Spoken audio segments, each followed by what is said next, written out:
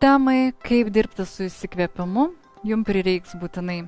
žirklių, metro. Tai padės jums sužinoti, ar iš tikrųjų prasmingai panaudojate savo gyvenimą ir dar svarbiau, ar prasmingai panaudojate visas savo darbo valandas, kaip galima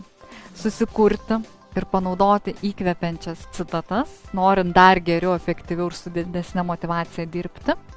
ir netgi išmoksite pasidaryti savo geros nuotaikos dėžutę arba stiklainį, bet čia gal svarbiau turinys, o ne išvaizda, ir atrasti įvairiausius metodus, padedančius įveikti kokį pirmadienio sindromą, kaip norėčiau, kad dar tęstųsi savaitgalis, kaip norėčiau, kad mano vadovas, kolegos ar klientai būtų geresni, o kaip norėčiau dirbti kitam darbe. Mano užduotis padaryti viską, kad jūs jau džiaugtumėtės tuo darbu, kurį turite dabar,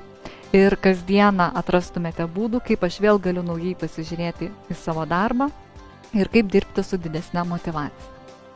O aš esu Irma Reinikienė, įmonės Galimybių arsenalas direktorė, lektorė, psichologė, slapta pirkėja, dabar gal ne visai slapta, atrankų specialistė, coachingo specialistė.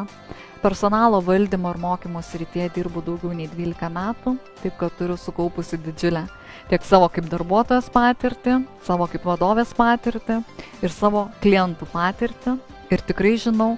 kad nuotaiką, nusiteikimą darbui mes galime pakeisti patys ir padaryti viską,